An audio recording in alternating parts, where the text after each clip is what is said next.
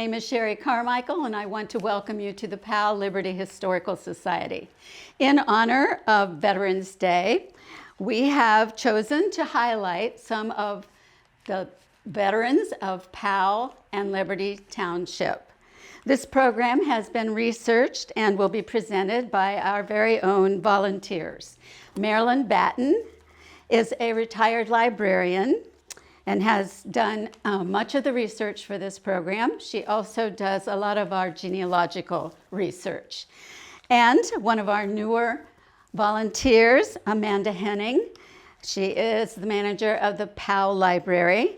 And Mandy is particularly interested in the Civil War. So she will be presenting to you that portion of the program. We are also indebted to Alan Miller for his technical assistance, indeed the formatting of and filming of and editing of these programs. Should you have any questions or comments, please utilize the comments section.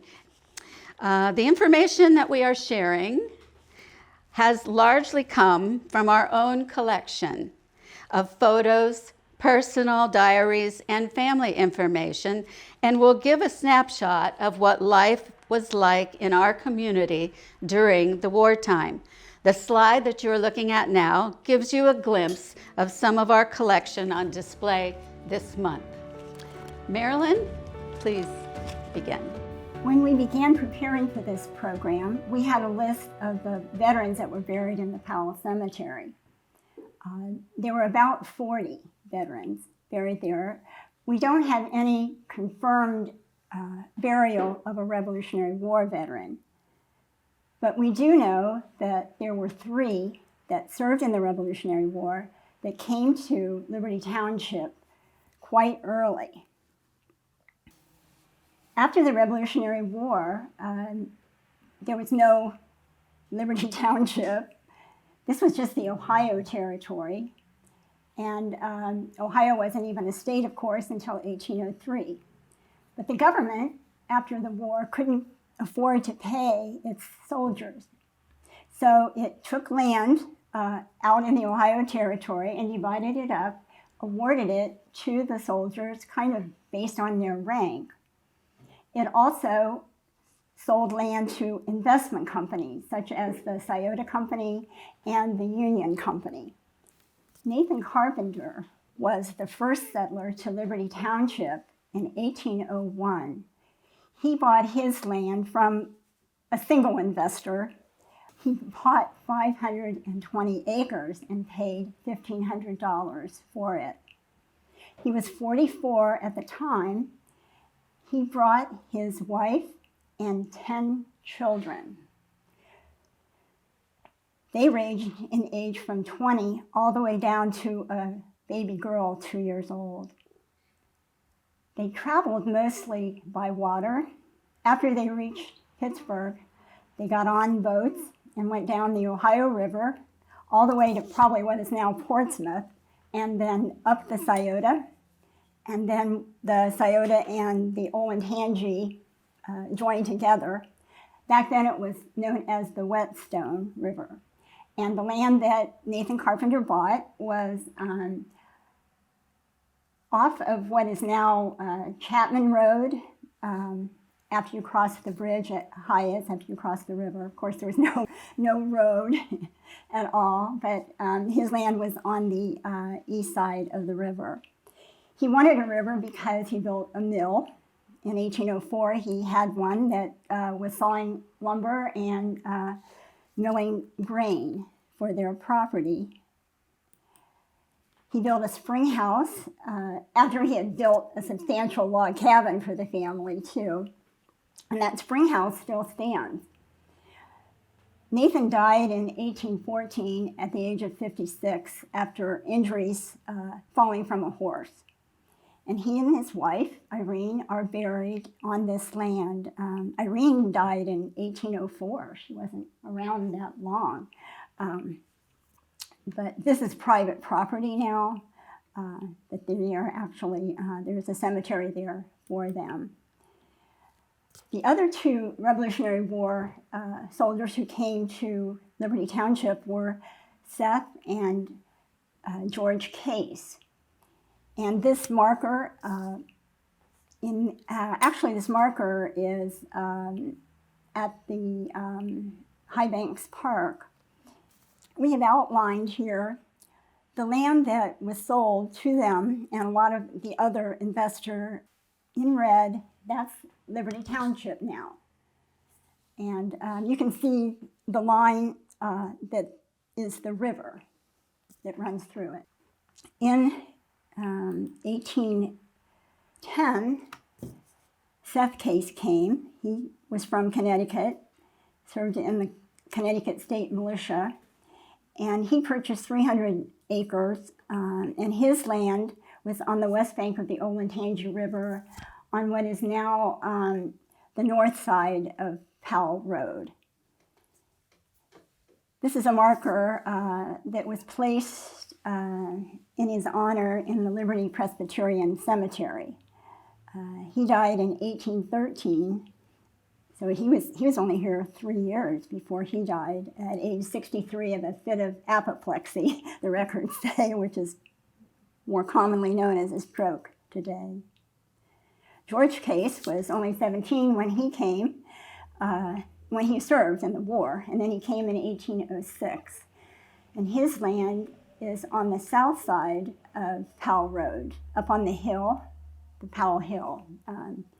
And descendants of his described later where they thought he was buried in a grove of pine trees.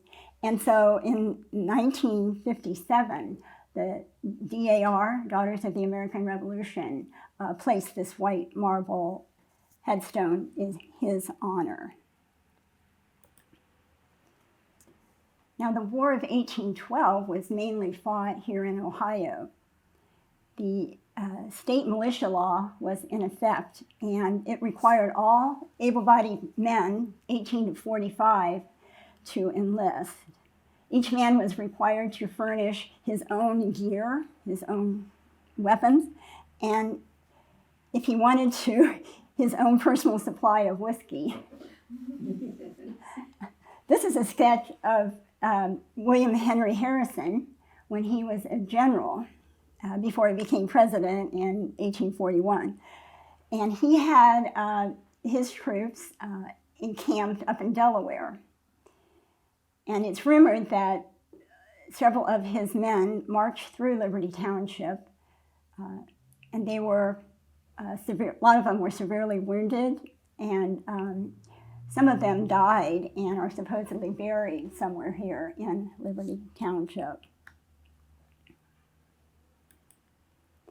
One of the men that we know of that served in the War of 1812 was Roswell Tuller. He was another one that bought land from the Union Company as early as 1806. We have a record here of his company. He was in the 3rd Regiment. He was a lieutenant, and we noticed that his son, Roswell Tuller Jr., was in his father's company, as well as 2 of Nathan Carpenter's sons. Alfred was a private, and Nathan Carpenter Jr. was a drummer. Now, Roswell Tuller didn't live too long after the war. In 1825, we have a record here from a newspaper article back in 1825 that reports his death. Now, it was a dark, stormy night, and lightning struck the house. He was on his way upstairs to bed, and lightning hit the chimney, hit him in the head, went down through his body and through his leg, and it's reported that the lightning bolt went clear down to the cellar. But unfortunately, it blew off the pantaloon and one shoe from Roswell Tuller. There was actually a son in the house, but he slept through the whole thing. The article concludes by saying the house suffered no material damage.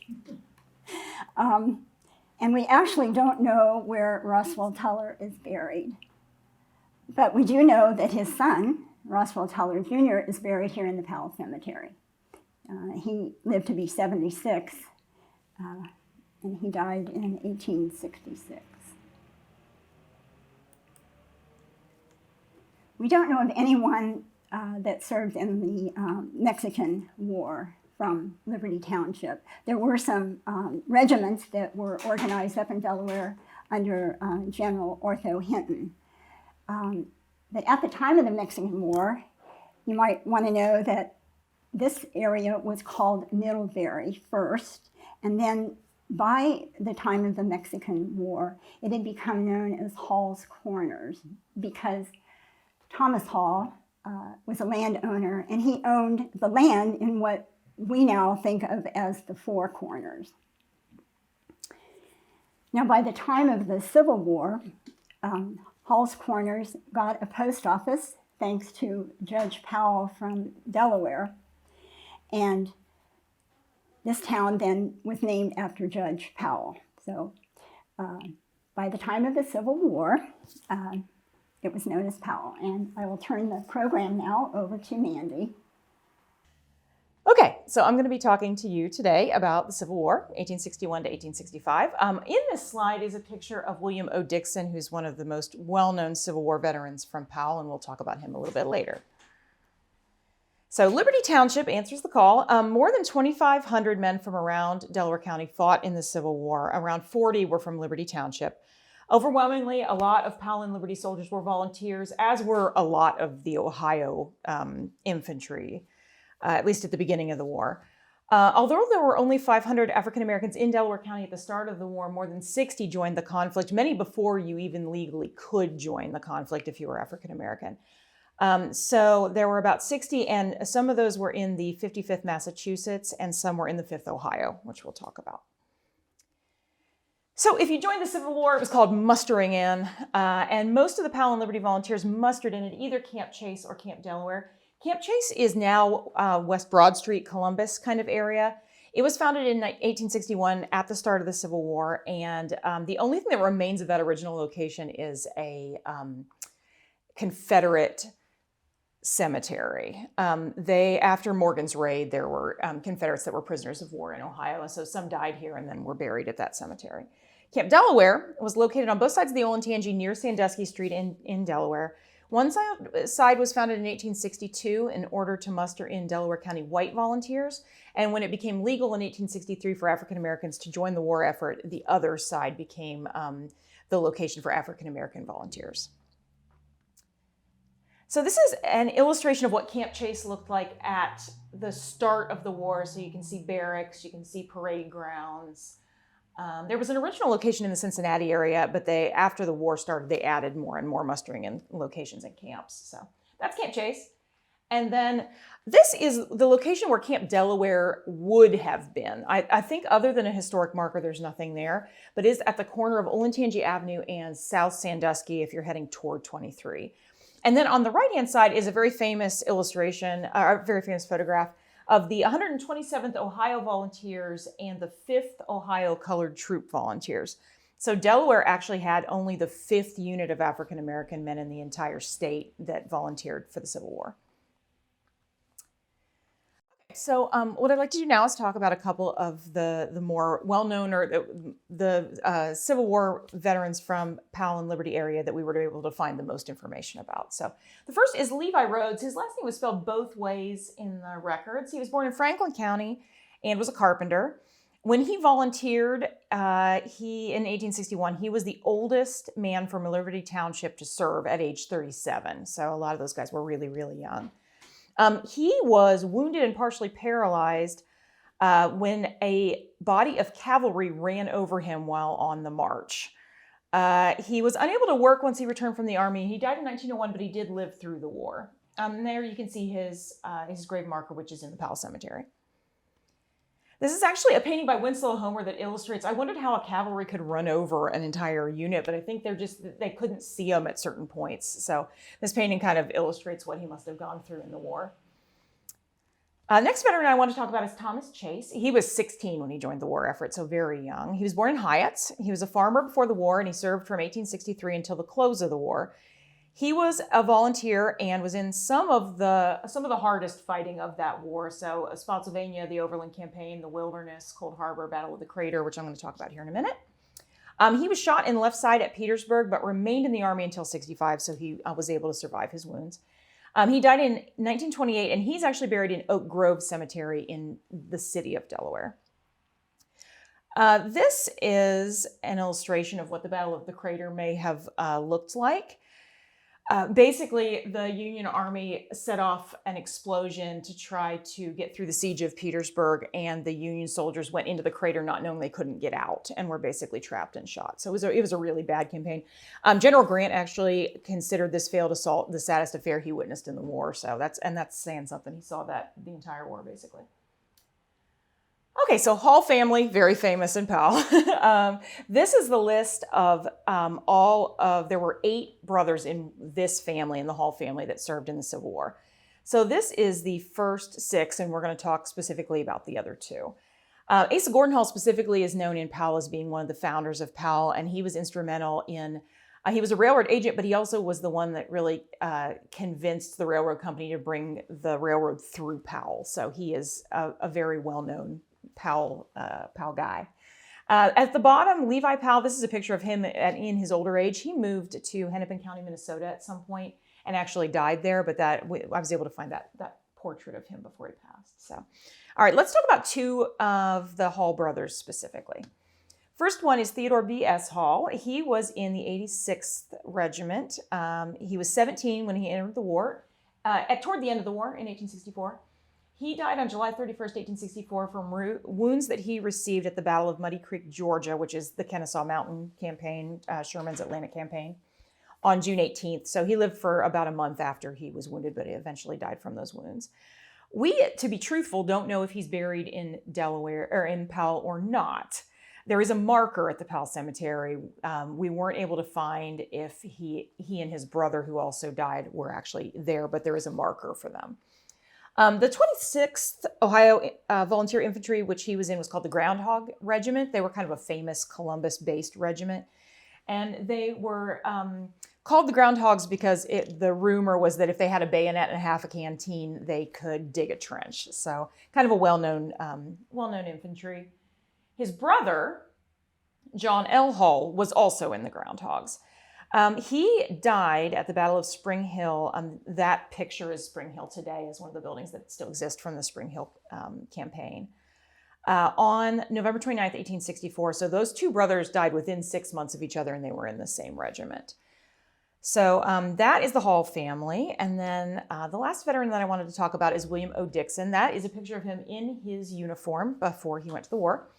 He was one of several Liberty Township men who fought for the Union. He enlisted at age 21 in 1861 at the very start of the war. He saw several major battles: Shiloh, Vicksburg, Missionary Ridge, and he was in Sherman's entire march to the sea and then up through the Carolinas. He was captured during a foraging campaign by the Confederates and spent some time in Richmond's Libby prison. It's sometimes spelled L-I-B-B-Y. The picture I'm going to show you here in a minute, they spell it L-I-B-E-Y. The conditions in that prisoner of war camp were said to be almost as bad as Andersonville, but he survived. He returned home to Liberty Township. He bought 37 acres of farmland and raised 5 kids. He eventually died at age 75, and he is also buried in the Powell Cemetery. This is an illustration of Libby Prison on the inside. You can see it's very cramped. There's no beds. There's no furniture. Libby Prison was notorious for being able to escapees kept escaping because most of the Confederates were in the war effort. So at some point, the Confederates actually buried mines underneath the prison camp and told the prisoners, the Union prisoners, that if they tried to escape, they would blow up the entire facility. But joke was on them because this facility was recaptured by the Union Army when they took Richmond, and then it was used to store Confederate prisoners of war after that. I don't know if they took the mines out after the Union did that campaign or not. On the right-hand side there, that's William O. Dixon and his family once he returned from the war. All right, to your left here is a list of all of the Civil War veterans that were buried in Powell Cemetery. That is William Dixon's gravestone. If you're ever in a cemetery and you see this GAR, that stands for the Grand Army of the Republic. And that was a fraternal organization that Civil War soldiers could join after the war. Just because you were a Civil War veteran doesn't mean you were in the GAR. You had to kind of apply to get into it. And it was Army and Navy as well. That organization does not exist anymore after the Civil War. It became defunct, basically, and there was a son of the GAR after that for any sons of veterans. All right, and one interesting thing that is in the collection here at the Powell-Liberty Historical Society is this roster. This is a roster that was given by Chalmers White. That is a roster of all of the veterans of the Civil War and what company they were in, including, and you can see in that picture, William Dixon was 23 when he entered the war, so he is in that roster. And then that is going to be all that I have to say about the Civil War. So next we will talk about the Spanish-American War. Okay, the Spanish-American War was a very short war. It didn't even last a year. But at the time, this area was still mostly a farming community, although some houses were being built here in Powell, including the Martin Perry house. This is an old photo of it, probably taken around the turn of the century. And out in the yard are Mary Martin, the first family that lived here, and her 3 daughters. And it's kind of an interesting aside here. Helen, the little girl on the steps, when she grew up, she married William A. Dixon, who was a son of William O. Dixon that we just heard about. Also, by Spanish-American War, 1898, Powell had a railroad, and so did Hyatt's. So that helped them to prosper and grow. One of the soldiers from this area was Edward Marks. We have his marker in the Powell Cemetery that told of his service. He was in the Philippines during the Spanish-American War for about 18 months. We have another connection here with the Case family. Edward Marks's mother was Josephine Case, who was a daughter of Augustus Case, and then Edward married another Josephine Case, and she was the daughter, or she was the daughter of Levi Case. There's a lot of cases here. We heard about a Thomas in the Civil War, and of course Seth and George. And they're all probably related, but we haven't figured out this huge genealogy yet. I guess that'll be one of my projects one of these days. Anyway, this is his grave in the Powell Cemetery. We come to World War I. By that time, Powell was up to about a population of 300. It had 2 grocery stores, a hardware store. It still had 2 blacksmith shops and a bank. I put a picture here from the 1918 Powell School Bulletin. There were only 10 graduates at that time. And then in the alumni notes, it noted that there were 2 previous graduates who were overseas serving in the war. Also by that time, of course, I mentioned this was from the Powell School Bulletin. We had the Powell School built. All the one-room schools were consolidated. So we had a 12-grade school in Powell and also one in Hyatt, and that was built in 1915. One of the soldiers from Powell was Harold Fenninger, and he gave his life in the war. He enlisted in January 1917 in the 23rd Infantry. He only was there 6 months before he died from what became known as trench nephritis. He served in the trenches, and from poor diet, exposure, infection. And it's estimated that 35,000 British and 2,000 American troops died of that infection.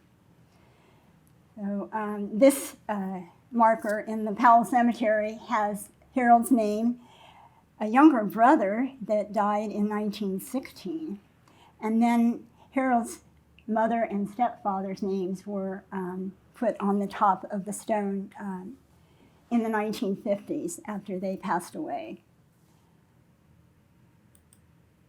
There's another tribute to Harold Fenninger and 3 other men that is in the Powell Cemetery. This is listed in the historical marker database. We found out more information about it from that database. The man that created this database, Jose Prats, was a speaker here. We had a program, and he described the historical marker database. It's really a great resource. We put the web address there for you. And if you're traveling around the country and want to know what markers are nearby a place that you're visiting, you can find out a lot of information all over the country, even some out of the country. This database is really a great resource. We don't really know the other 3 men that are on the marker. The post, that American Legion post 144, still exists in Columbus, but I've never been able to find out exactly who E.A. France was, that the post was named after. While we were preparing this section on World War I, a fantastic, amazing booklet arrived here and was donated to us, and we're going to have Sherry tell us about that. Yes, we received this wonderful little treasure in the mail just as we were getting ready for this program. And as you see it on the slide, it says Welcome Home Souvenir. It is a welcome home souvenir for the returning World War I veterans of Delaware County. This was to be held, this program, welcoming them home, was held on June 4th and 5th in 1919. And it was the 166th Regiment, the 42nd Division, Company K, U.S. Infantry, and Sanitary Division, which was a medical detachment, and also the 37th Division of Field Hospital and 112th Sanitary Train. That is indicated by the 83 and the 84 that we saw below the rainbow. Now, a little history about the Rainbow Division is that it was nicknamed the Rainbow Division, and it was comprised from the National Guard units from 26 states and the District of Columbia. So Colonel Douglas MacArthur remarked one day, the 42nd Division stretches like a rainbow from one end of America to the other, therefore giving it the nickname the Rainbow Division. They reached the front in November of 1917. Their first engagement was in 1918, and they were in 6 major campaigns. So besides the program that is listed here, the itinerary shows us the date, place, and movement of the infantry from May 22nd, 1917 to their discharge in May 17th of 1919, including separate movements and discharge for the field hospital and the sanitary train. The directory names nearly 1,500 of Delaware County men who went into all branches of the military and the naval services. Just as a little additional gem to this little program are the advertisements from the sponsors for this ceremony. This is just an example of the true treasure given by a donor, not even knowing that this was going to come at such a timely, so timely. And it has been added to our collection, and we welcome more. Okay, we have a photo here of the unit's band, the 166th Drum and Bugle Corps, and I believe Sherry's grandfather was in that band. And we have a photo given by Sherry's mother, I believe, of the Leviathan, the boat that the troops came home on. We also have another amazing souvenir. This is a diary, personal diary, kept by Henry Ross Duffy. And he enlisted in June of 1917, and he was part of the 166th Infantry. So part of his diary reflects the same itinerary in the Rainbow Division Welcome Home booklet. I just put up here one page. One entry talks about them preparing to go to the trenches.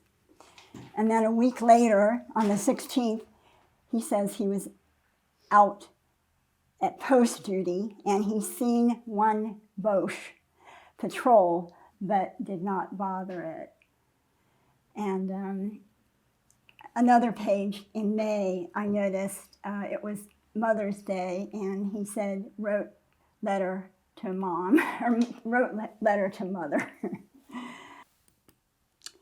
So he came on home, you know, the same ship that we saw the photo of. He married a local woman, Emma Sharp, in 1920, and unfortunately, she died 2 years later in childbirth, and they also lost the child. And he was only 34 when he died, and we're wondering if perhaps he died from some of his war injuries. But his tombstone is in the Powell Cemetery. Next, we have a Lando or Alva case, as he is more well known as. He was born in 1878 in Linworth to Theodore and Minerva Case. He attended one of our one-room schools, Bovey School, and he would come back for the school reunions. He was drafted in the Army in 1918 and was a captain in the Motor Transport Corps. He had majored in mechanical engineering at Ohio State, and after his discharge, he taught at Georgia Tech in their mechanical engineering department for 27 years. During World War II, he was called back into service, and he helped develop the Sherman tank. He also, another interaction with the local Powell School annual bus tours that the classes took around the country for a couple of weeks, and they would go down south, and he would invite them in to the Georgia Tech faculty room for lunch. And he and his wife are buried in the Powell Cemetery. His wife, on the tombstone, it says his childhood companion and wife, Edith. World War II, it was estimated that over 3,500 Delaware countyans participated in the war, and about 67 gave their lives for the country. Powell Cemetery had to give up its iron fence for the war effort. It's kind of typical of other places. Victory gardens were planted throughout the township. Gasoline and other critical supplies were rationed. We have some ration stamps and gasoline and oil fuel ration cards in our collection. And also, letters were sent home in V-mail, Victory Mail, and when it was overseas, the letters were microfilmed after being censored first, And they estimated that instead of having 35 bags of mail to put on a plane or a ship to bring them over to the U.S., they could get the microfilm letters in like maybe one bag of mail. So that's why they were microfilmed. And then when they came back to the U.S., they were put back onto paper like this. Now, I have a picture, and we actually have this flag, and it hung in the front window of the Martin Perry house during World War II, because Irwin and Mary Perry, the second owners of this house, had a son and a daughter who were both serving in the Second World War. Donald Perry was born in 1919, and he enlisted in 1940. From his enlistment record, it says that he was only 5'11" and weighed 130 pounds. So he was pretty small, and he was a sergeant stationed in Italy.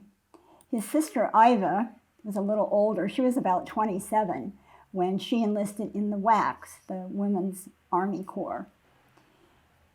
We think she served in a station hospital. It said Wheeling, and we think that was the Army airfield in Hawaii. And she was in charge of, I think, the patients' supplies and belongings. A clipping from the company newspaper describes her as this Aphrodite in uniform of sagacious wit, eyes full of humor and mirth.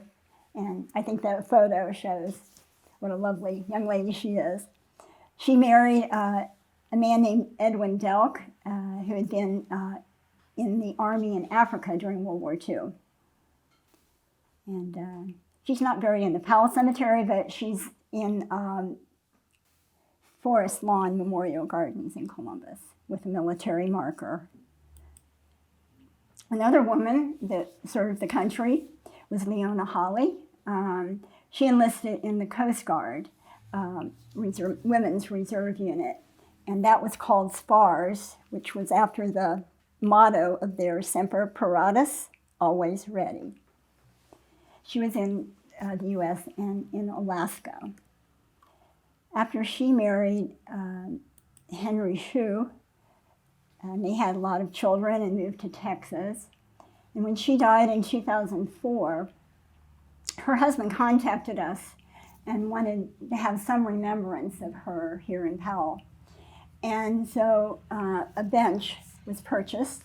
It's the bench that is outside on the side lawn here at the Martin Perry house.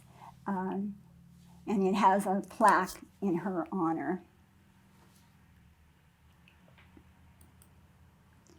John Kirkham was a Powell High School graduate and class president in 1941. He's right front and center up there, president of his class. He joined the Navy in 1943 and served until 46. Trained as a gunner, he was deemed more valuable as an airplane mechanic, and he was stationed in San Francisco and helped maintain the fighter planes that headed to the South Pacific. Before he enlisted, I believe it was in October 1943, he married a local girl named Jean Canfield. Her parents owned the hardware store here in town, and their marriage took place in the Powell Methodist Church here in downtown Powell at the time. He was discharged, returned home, and he was quite a skilled carpenter and builder. He had several construction companies. And he served as mayor of Powell for 15 years. His grave, when he died in the Powell Cemetery, shows his service. And then Jean died in 2017, and there's also a joint marker for them in the Powell Cemetery. Here's a photo of the Powell Cemetery on Memorial Day. honoring the veterans. And one of the veterans that we want to mention is John Pendleton.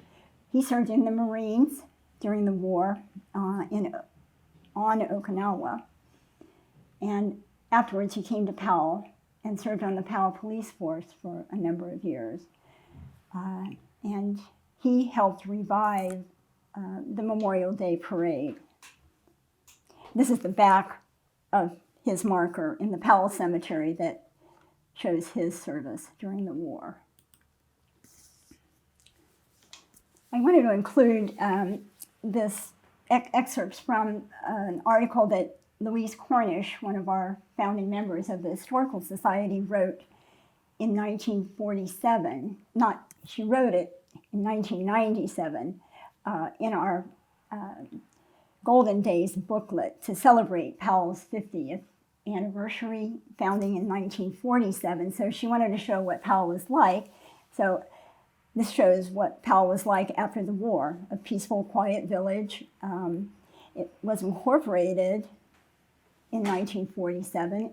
By that time, it only had 350 people. It hadn't grown that much, but that's what you needed to be incorporated. And there was a lack of housing for veterans. And several people actually ordered houses from the Sears catalog to build. There was still rationing of many items. And President Truman asked people to eat less wheat, poultry, meat, and dairy products in order to free up more food for Europe. One of the other soldiers that served in World War II was Art Case. Now, after the war, he was a farmer. His family farm was on North Liberty, near Seldom Seen.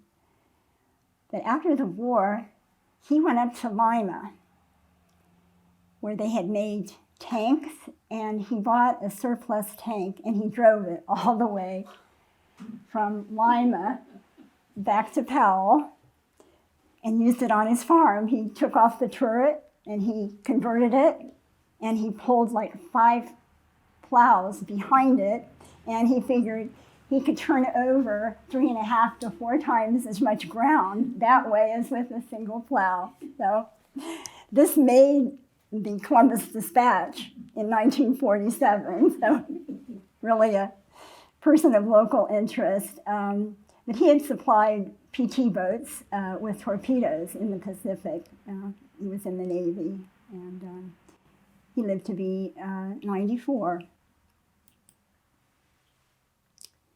We're up to the Korean War, which I think will be our last war that we're going to cover in any detail here. One of the soldiers that served in that war was Donald Bishop. He's shown here in the Powell High School. This is a whole class in 1947. And down on the ground, the far left is Don, and he was probably just a freshman then. He was very small. We have his uniform on display here at the house. It was donated to us, but we found that he probably only weighed about 130 pounds, or even less, a very small uniform. And his marker is in the Fairview Memorial Park, which is around 23 in Lewis Center.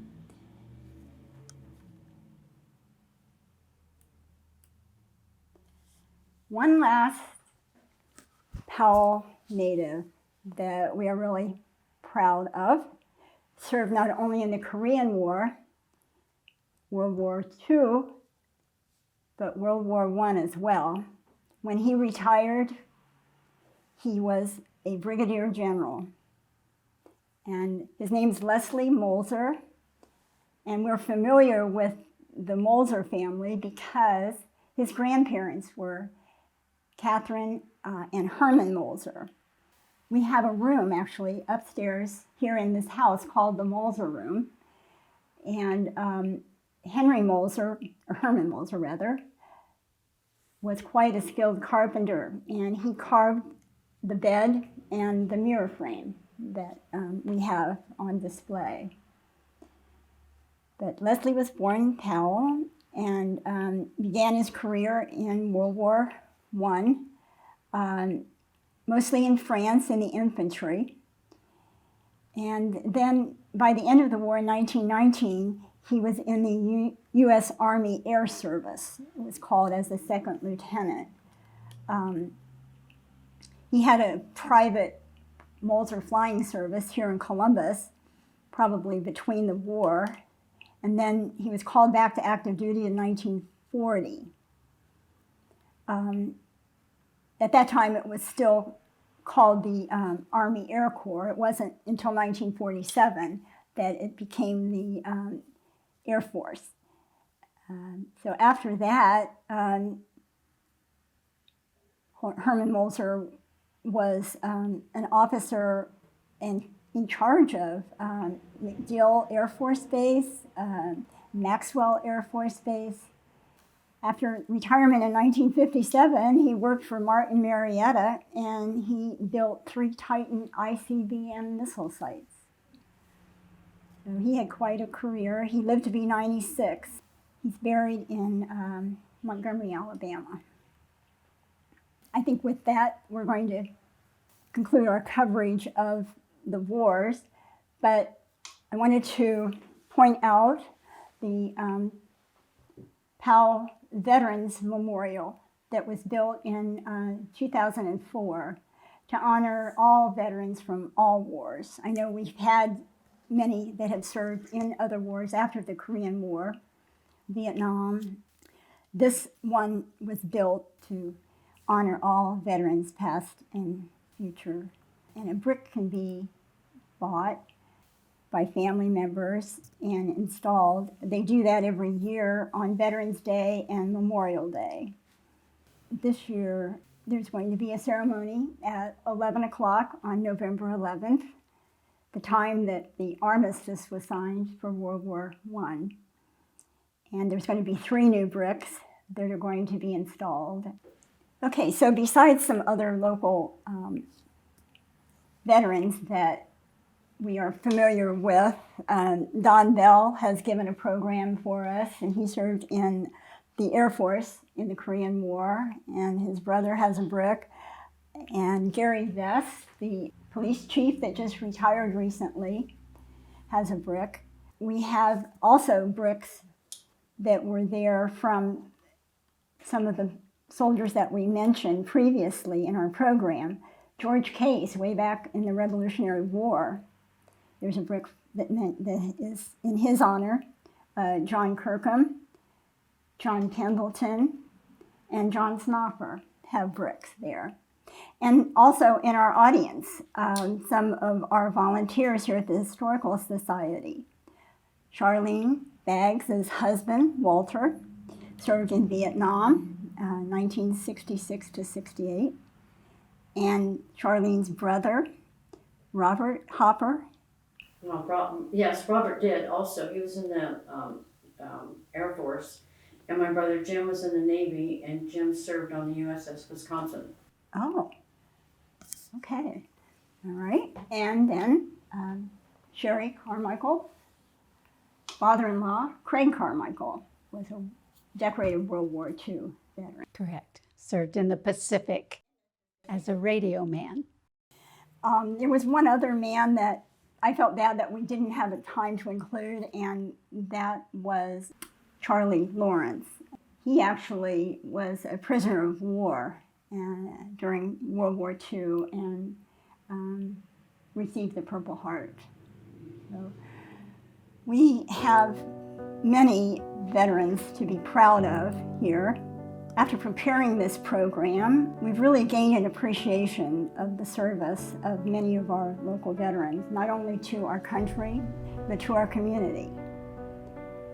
We welcome your comments and questions after viewing our presentation. It'll be available on our website on or after November 8th. We put our email address here too, if you would like to email us with questions and comments.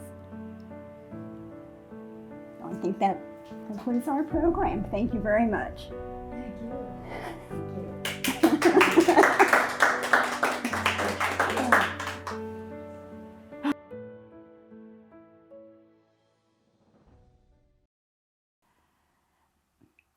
I don't know, I might give some personal background here. I was surprised. One of the bricks, and it was pretty close to the other bricks that I showed. It's way down here. The name was cut off. I couldn't get his name here. It's William Pitzenbarger.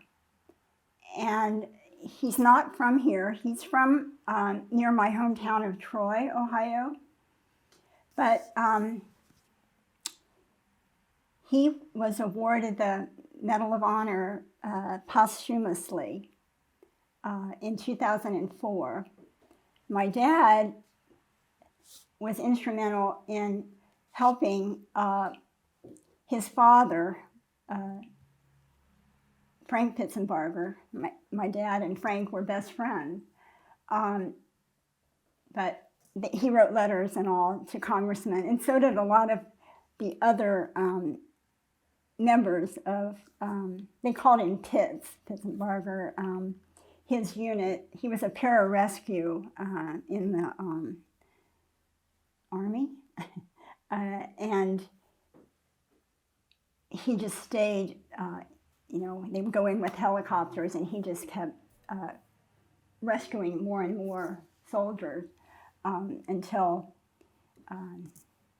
he lost his life too. But anyway, my dad got to attend that ceremony in 2004. And I noticed, and I called down at the memorial here in Powell to get the name of who had donated the brick, and it was a man named Tom Large. And he has a brick, and so does another family member. And they both served in the paramedics. So I imagine that's why they donated it. They must have been part of his unit. Stan's dad, who was on the Marshall Islands at Roy Namor, ROI-NAMAR, Roy Namor. Anyway, he was on this teeny tiny little island, and they went in the day after the bombing that had sent the Japanese out, and they took over. So he's on this island, and back home, his wife has this baby boy, my husband, on February the 1st, which was the date of the bombing. And 2 weeks later, he gets the news from the Red Cross in the little telegram. Your dad, Louise, is fine. Got a little boy, all that. Louise had not heard from him for months and thought he was probably dead, and stayed in the hospital for 2 weeks with that new baby because she didn't even want to go home. But then, of course, they found out that he was alive, and he wrote letters back and forth. He'd stand and sing for 2.5 years, but he didn't get home until 2.5 years. So anyway, he wrote, we have these letters where he's drawn pictures so that little Stanny could read, the letter from Daddy.